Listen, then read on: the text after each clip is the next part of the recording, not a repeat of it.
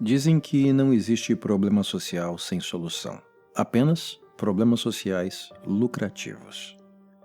A escravidão, por exemplo, foi uma grande chaga na história do Brasil.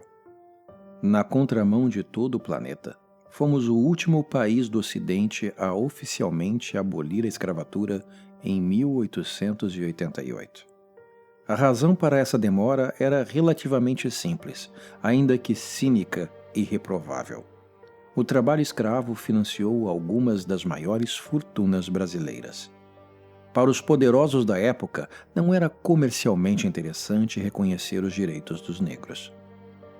A ganância e frieza destes homens e mulheres fez com que a economia do Brasil fincasse seus alicerces na crueldade e na injustiça desde muito cedo. Mas não eram apenas as fortunas das famílias tradicionais brasileiras que se forjaram no sangue do trabalho escravo. Também a nossa cultura foi impregnada pelas barbáries cometidas pelos senhores escravistas. Atos horríveis que marcaram a vida de milhões de pessoas. E, em alguns casos, continuam a reverberar depois de tantos séculos. Não apenas nos descendentes de escravos e senhores, mas também no além-túmulo.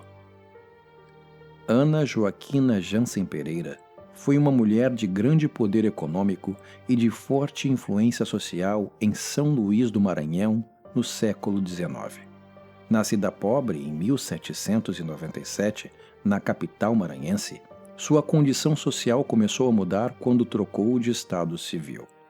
Ana casou-se e ficou viúva 2 vezes, acumulando uma grande fortuna através do patrimônio dos falecidos maridos. Seu tino comercial também potencializou-lhe a prosperidade.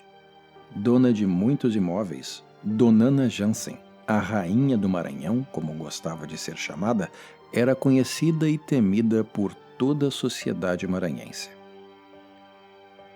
Firmou-se como vendedora de água, escravos e por não aceitar a concorrência de tecnologias mais avançadas.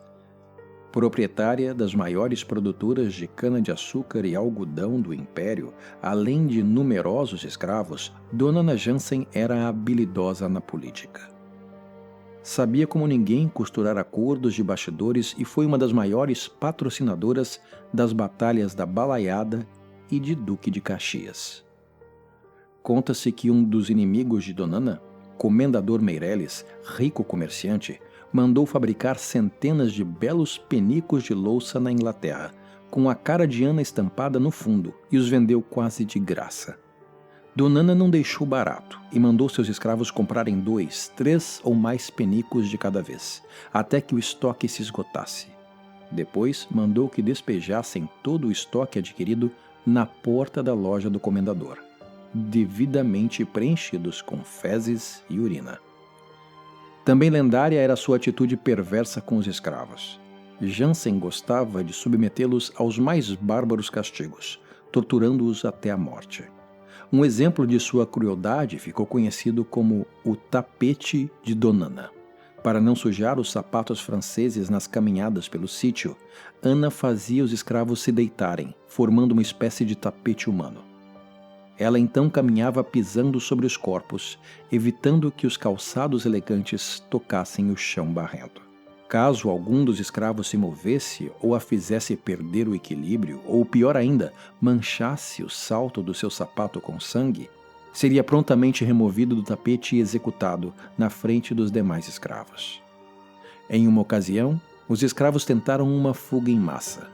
Mas antes que pudessem colocar seu plano em prática, Matias, um escravo promovido a capataz, denunciou o complô da senzala a Dona Ana.